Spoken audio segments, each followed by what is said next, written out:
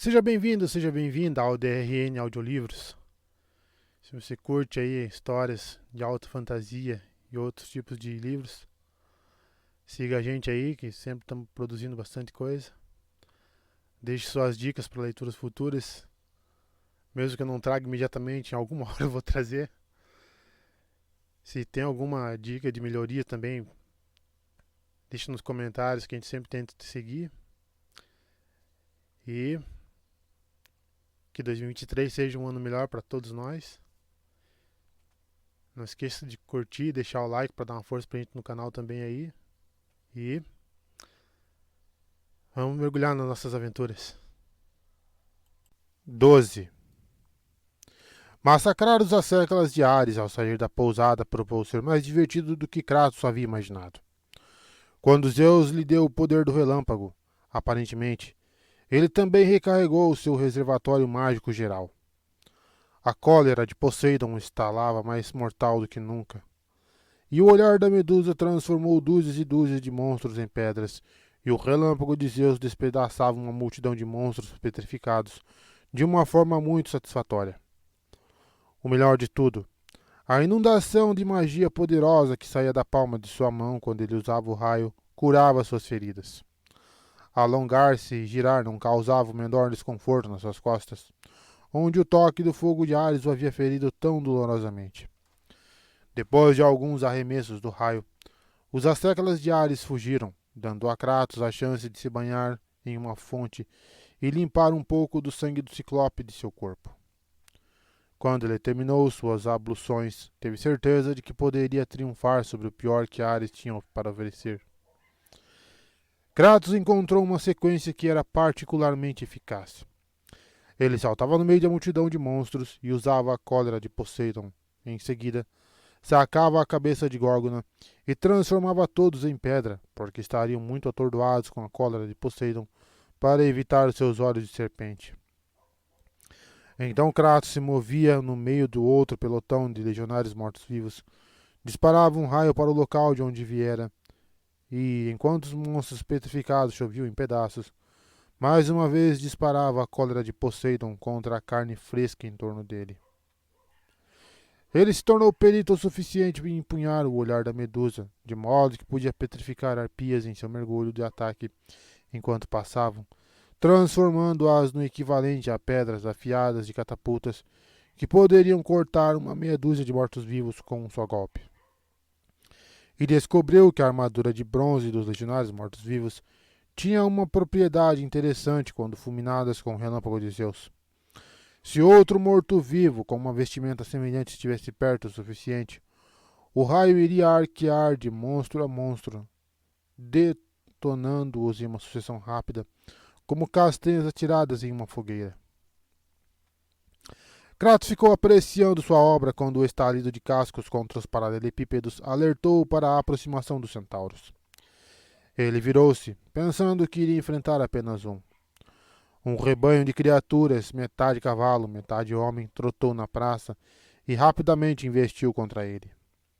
De alguma forma, um deles havia conseguido avançar pela retaguarda quando sua atenção era desviada pela manada principal.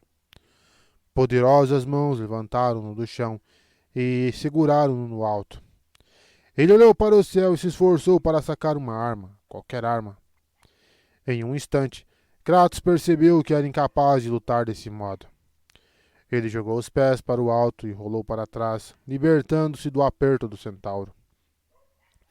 O homem-cavalo gritou de raiva quando Kratos aterrissou no traseiro da criatura, as pernas pendendo de ambos os lados do corpo equino. Você é aquele que o Sr. Ares procura. O centauro virou meio corpo e tentou descarregar um punho ao lado da cabeça de Kratos. O espartano esquivou facilmente, encolheu os ombros e produziu um laço com a corrente fundida com o osso de seu antebraço. Ele não sacou as lâminas do caos, mas estalou a corrente, segurando o punho na carne do bicho como um garrote de ferro. Kratos balançou para trás, sufocando o centauro. A criatura tentou, em vão, soltar a corrente enrolada em sua garganta. Ele debateu-se em suas ancas e retaguarda, na esperança de lançar Kratos para fora. O fantasma de Esparta agarrou-se à corrente como se ela fosse freio e rédea, em vez de uma arma de estrangulamento. Ele se moveu para a frente, aproximou-se da parte humana do monstro e chutou forte para que seus calcanhares batessem contra a barriga do centauro. À medida que a criatura galopava para a frente, Kratos guiava para longe onde estavam os outros do rebanho que ele desejava. No último instante possível, ele liberou a corrente e levantou sua mão direita. A marca de estrela queimou furiosamente e liberou o relâmpago de Zeus. Kratos não mirava para os corpos dos centauros, mas para o chão onde eles estavam. O solo repentinamente se fundiu sob seus cascos, o que os fez colidirem uns com os outros. Não satisfeito, Kratos soltou outro raio, dessa vez dirigido às suas ferraduras. Tal como acontecia com as armaduras de bronze usadas pelos legionários mortos-vivos, as ferraduras metálicas faiscaram e inflamaram, queimando até que nenhum centauro do rebanho tivesse um total de 4 pernas. Vários haviam perdido todas as 4 patas, nenhuma era capaz de lutar. Kratos apeou do centauro que montava, mas antes que pudesse empunhar as armas do caos para matá-lo, a criatura fugiu, deixando para trás um lamento estridente de absoluto medo. Kratos percebeu que, mesmo que apreciasse o poder resoluto do presente de Zeus, ele tinha de seguir em frente para encontrar o oráculo. Ele perdeu a conta de quantos monstros já havia destruído. Quando, finalmente, não restava mais nenhum para incomodá-lo, a estrada estava pavimentada com 3 fileiras de profundidade, cheias de cadáveres em todas as direções. Ele não se preocupou em contar. Apesar da garantia de Zeus, ele sentia que o tempo estava se esgotando. Kratos correu pela pista íngreme, caminhando em passos largos. Enquanto corria, sua mente se lançava para o futuro, considerando diferentes cursos de ação, mas, acima de tudo, sua mente sempre se voltava para o oráculo e seu misterioso segredo de como um mortal poderia matar um deus.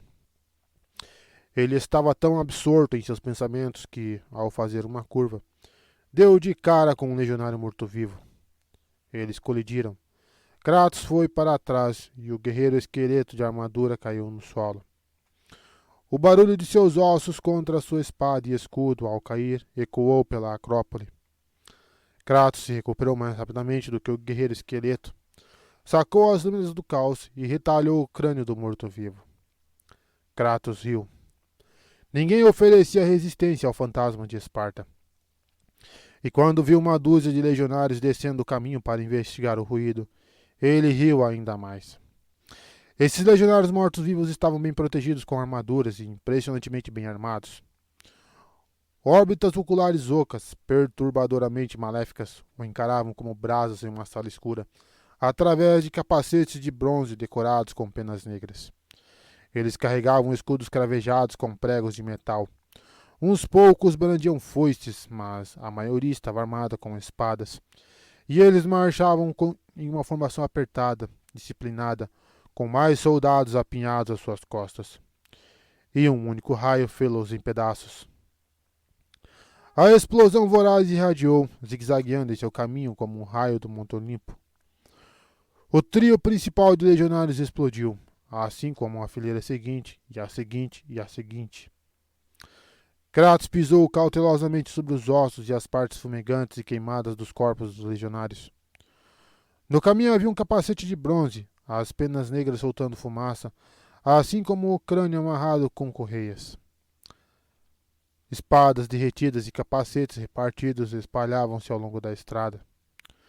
Kratos olhou com espanto para a cicatriz branca na palma da mão. Depois, apressadamente, virou a palma para o outro lado.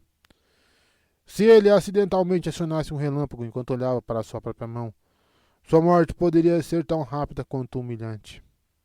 Mais uma vez, ele acelerou em um ávido passo que era seu ritmo habitual, até o caminho ficar cada vez mais íngreme. Em alguns lugares, os peregrinos haviam meticulosamente esculpido degraus nas rochas para os suplicantes mais fracos.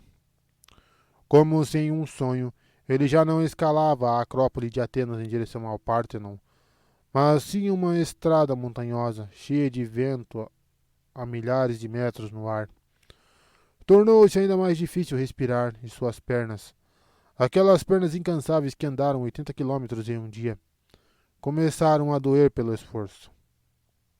Ô louco, eu já andei 11 e tava quase morrendo. Ele chegou a uma ponte sobre um desfiladeiro profundo. Ao longo da construção marchavam 50 atenienses ou mais, todos com cestos de vime como oferendas e se dirigindo para o templo de Atena. Kratos entendia agora como o templo do oráculo havia resistido às agressões do deus da guerra.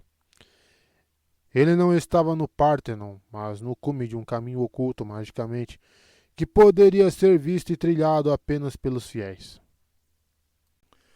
Enquanto ele corria em direção à ponte, um estridente assobio preencheu o ar. Ele olhou para cima e viu uma bola de fogo descendo dos céus, e ocorreu-lhe que, mesmo que não pudesse ver o caminho ou o templo, Ares aparentemente ainda podia encontrá-lo. O espartano atirou-se e rolou para o lado. O pegajoso e ardente fogo não o tocou dessa vez, mas espirrou por toda a ponte. Dezenas de suplicantes gritaram. Alguns saltaram da construção em um mergulho de centenas de metros para as rochas abaixo, em chamas, como pequenos sóis. Aqueles que foram atingidos diretamente pelo fogo grego estavam agora envoltos em mortalhas de carvão que um dia foram suas peles. Ele ouviu berros de gelar a alma. Horrivelmente queimados, presos em suas fuliginosas vestimentas, cada segundo da vida era uma eternidade de agonia. Mas alguém sentiu pena deles. Atena, ou talvez mesmo Zeus, pois um som agudo como bronze batendo na pedra soou, e os atenienses ardentes tiveram a morte rápida nas rochas abaixo. Kratos correu para o final da estrada e olhou através do abismo. Em seu vislumbre anterior, ele pensou que as bolas de fogos de Ares haviam destruído a construção, mas não. Mais da metade da ponte conservara-se, porém, estava inclinada para cima, longe de Kratos, suspensa por um enorme guincho acima do abismo. Um homem baixo e forte lutou com a manivela para travá-la no lugar. Pare! Kratos gritou. Abaixe a ponte! Preciso chegar ao templo. Vá embora! Gritou o guardião de volta. Os monstros espreitam por toda parte. Pelotões inteiros escalam o caminho atrás de você. Se você é uma deusa, você vai me ajudar a destruir a ponte. Eu sirvo a Atena. Ela me deu a tarefa de encontrar seu oráculo. Abaixe a ponte. Kratos deu um passo adiante, à beira do abismo. Mesmo se abaixá-la, um terço dela já foi destruído. Como você vai atravessar o fosso? Se você pode voar, por que precisa da ponte? Abaixe-a, Kratos rosnou. Eu não vou pedir de novo. Eu morreria pela deusa. Ótimo. Kratos levou a mão sobre seu ombro direito, preenchendo-a com um raio sólido. O guardião apertou os olhos através do abismo. Ei, ei, disse ele hesitante. O que é isso na sua mão? Veja por si mesmo. O relâmpago disparou de sua mão e estilhaçou a plataforma onde o homem estava. O grito do guardião ecoou pelo desfiladeiro, mesmo depois de seu corpo quebrado respingar nas rochas abaixo. A discussão com o guardião estava acabada, mas Kratos ainda tinha o problema da travessia do abismo. Kratos fez uma careta para a manivela. Aquela era certamente o momento certo para montar uma arpia domada, ou até mesmo uma coruja. Se Atena realmente queria que ele chegasse ao seu oráculo, ela podia pelo menos oferecer um casal de seus pássaros sagrados. Nem arpias amigáveis nem corujas do Olimpo fizeram uma súbita aparição. Kratos sacou um novo relâmpago. Ele deixou voar até a manivela, explodindo-a até virar sucata. As correntes enormes emitiram um som agudo enquanto a ponte levadiça descia. O estampido finalmente apagou os ecos da morte do guardião. Kratos fez uma pausa para julgar a lacuna restante. 8 ou 9 metros, não mais, mas o mau julgamento da distância, significava sua morte nas rochas abaixo. Ele precisou de alguns passos para dar um impulso e se atirar para o ar. Enquanto voava em direção aos destroços do final da ponte, outro assobio vindo do céu elevou-se a um guincho. Ele alcançou o final da ponte, seus dedos agarrando lascas de madeira e pedra, e virou-se em um salto para trás que o deixou em uma estrutura um pouco mais sólida e um pouco mais próxima do templo. Kratos olhou em direção ao guincho e viu outra bola de fogo grego voando, vindo diretamente para ele. Mesmo que sobrevivesse ao fogo, ele certamente destruiria a ponte. Kratos não tinha nenhuma vontade de acompanhar o guardião e acrescentar seu corpo à pilha sangrenta abaixo.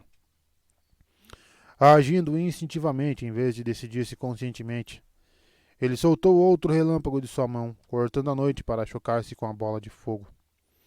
A detonação espalhou a bola de fogo por todas as direções.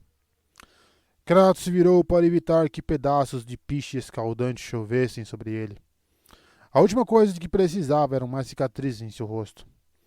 Alguns atingiram o piso da fonte e inflamaram.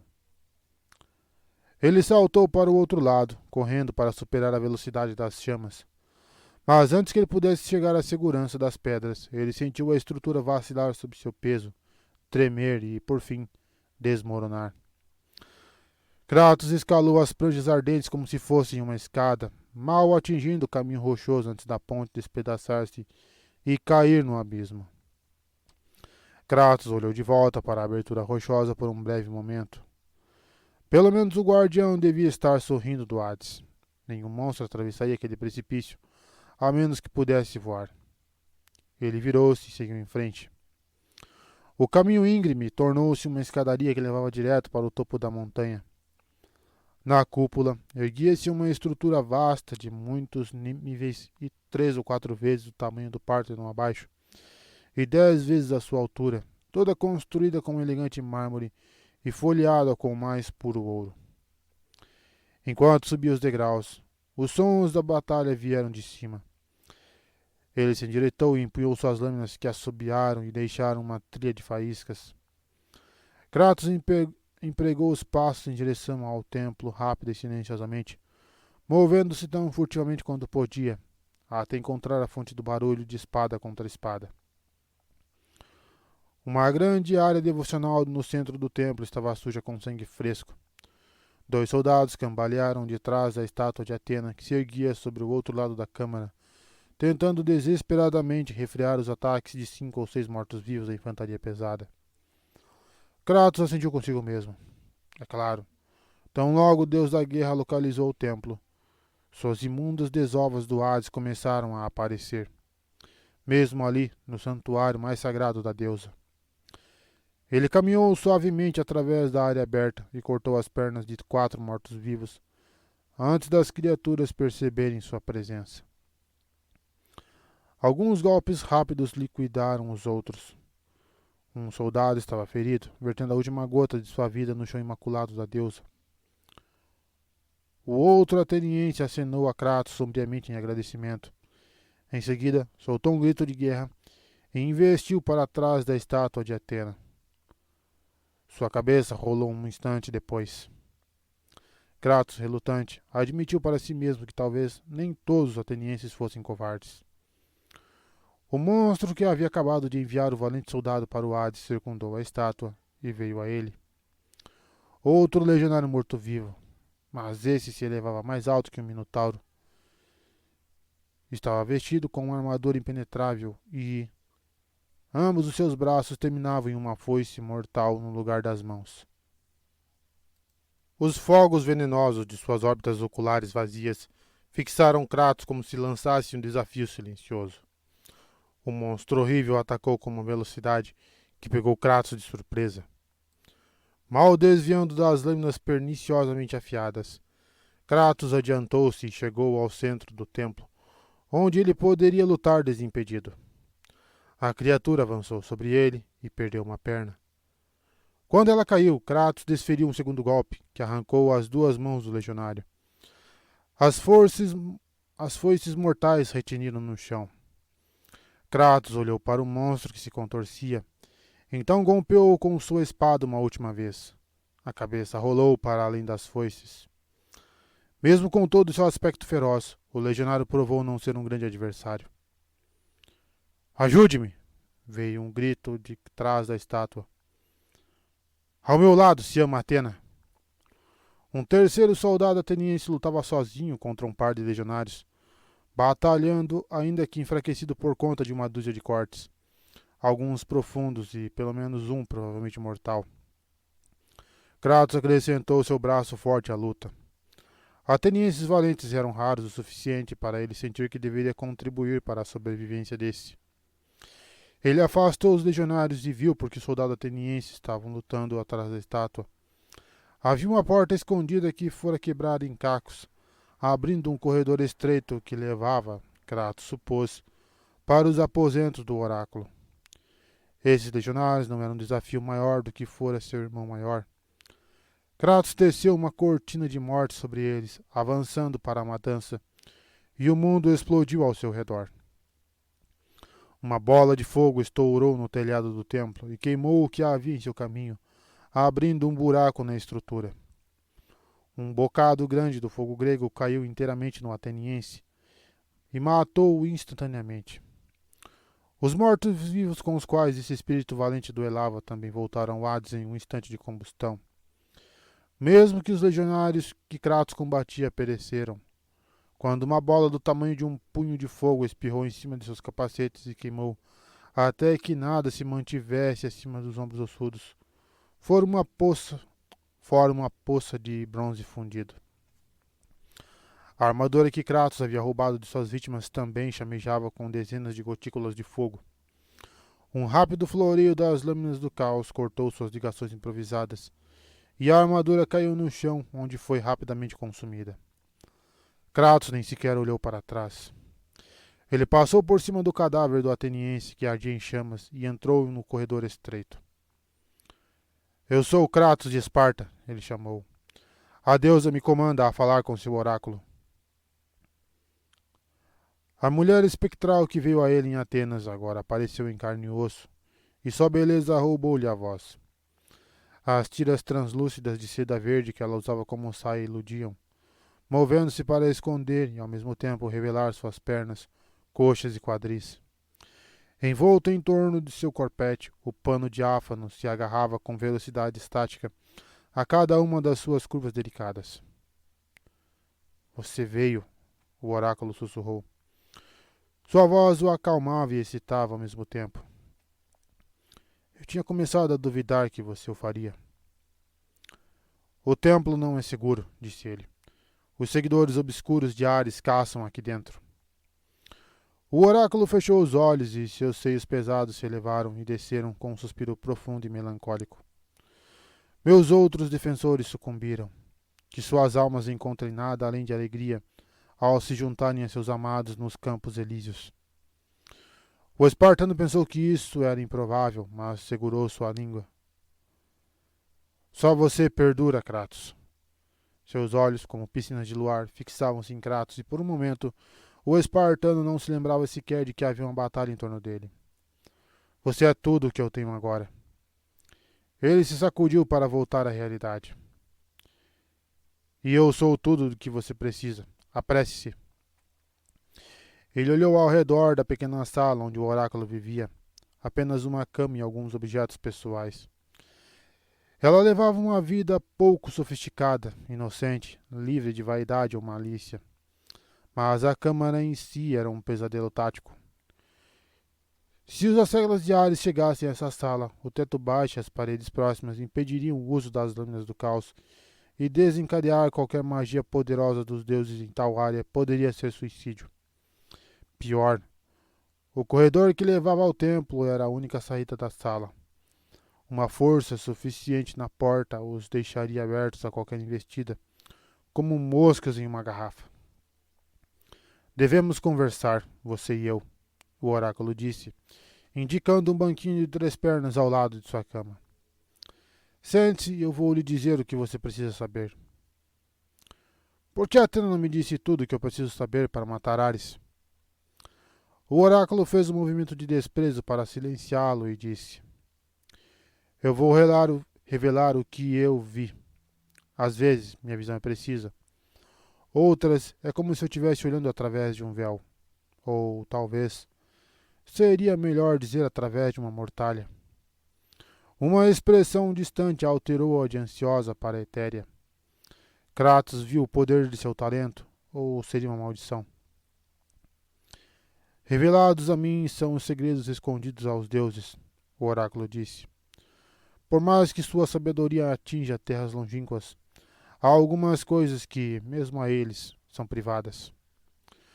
Kratos sentiu-se exposto sob o olhar firme, que centrava-se não sobre ele, mas aparentemente em algo além, algo dentro dele. As visões preenchem todos os meus momentos despertos, cada instante dos meus sonhos, dizendo-me o que você deve fazer.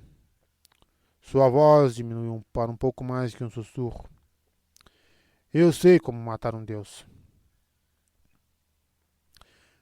Gritos muito familiares ecoaram entre as colunas do templo, e Kratos empunhou suas lâminas prontas para a ação. Esta sala é uma armadilha. Ares quer você morta. Mova-se e eu vou mantê-la viva. Ele correu de volta para o templo e derrapou em volta da estátua de Atena. Fora os cadáveres e o sangue espalhados no chão, a sala se estendia vazia e silenciosa. Ele olhou para o teto rompido e encontrou um enxame fétido de arpias. Ele dirigiu-se para um terreno mais aberto, onde poderia atacá-las com toda a sua força. Uma arpia gritou e atirou-se violentamente para baixo, como uma águia em ataque. Ele esfaqueou-a, levando a ponta da espada ao peito do monstro horrendo. O sangue explodiu e espirrou em seus olhos, mas ele ainda desmembrava o monstro com apenas o movimento do pulso. Ele cortou o ar com suas espadas enquanto piscava firmemente para limpar seus olhos. Mais arpias gritantes enxameavam ao redor dele. Suas lâminas encontraram a carne monstruosa mais uma vez, mas as garras rasgavam sua pele de todos os lados. Quando finalmente limpou o sangue de arpia de seus olhos, ele viu arpias feridas se contorcendo pelo chão do templo. Uma secreção continuava a escorrer de suas feridas, enquanto elas usavam suas asas de couro para se arrastar. Quando uma delas percebeu que ele observava, gritou para ele mais uma vez, e todas rangeram seus dentes irregulares, produzindo um som agudo em desafio feroz. Kratos viu um último golpe passar diante de seus olhos e moveu-se para matar. Kratos! O terror na voz do oráculo fez Kratos voltar-se para as costas da estátua de Atena. Duas arpias seguravam o oráculo com suas garras imundas. Ele, na direção delas, lâminas em punho. Ele vira muito bem quão rapidamente uma única arpia podia assassinar um mortal, e a memória assombrosa da criança sendo açoitada contra os paralelepípedos atenienses fez sua bile subir a garganta. Mas elas pareciam ter algum outro plano para sua prisioneira. Elas bateram as asas no ar, arrancando a mulher do chão. Garras poderosas afundaram nos ombros do oráculo. As arpias gritaram com alegria maléfica e levantaram voo, o oráculo suspenso em suas garras punitivas. Kratos! Ela gritou, sua voz enfraquecia em desespero. Kratos, salve-me! Kratos saltou com toda a sua força, mas outra arpia havia cronometrado a sua corrida e chocou-se contra ele, atingindo suas costas como um falcão acertando um coelho. Ele girou, soltando um grunhido, e um único corte das lâminas do caos tomou uma asa e o topo da sua cabeça. Ainda não compreendendo por que havia sido mortalmente ferido, o monstro investiu com suas garras apontadas furiosamente para ele. Um segundo golpe das lâminas enviou as garras para o chão do templo, desprendidas dos braços onde um dia estiveram anexadas. Mas nesse único segundo de distração havia se provado muito dispendioso. Antes que ele pudesse recompor-se para saltar de novo, as arpias carregaram o oráculo, bateram as asas com força e desapareceram através do buraco no teto do templo, e todas suas irmãs seguiram-nas. Kratos assistiu, impotente, as criaturas de sua prisioneira sumirem entre as nuvens escuras da noite. Sozinho no templo, Kratos virou-se para a estátua inexpressiva de Atena e estendeu as mãos. Ele não rezou para os deuses, ele amaldiçoou-os, e arquitetou um plano para resgatar o oráculo.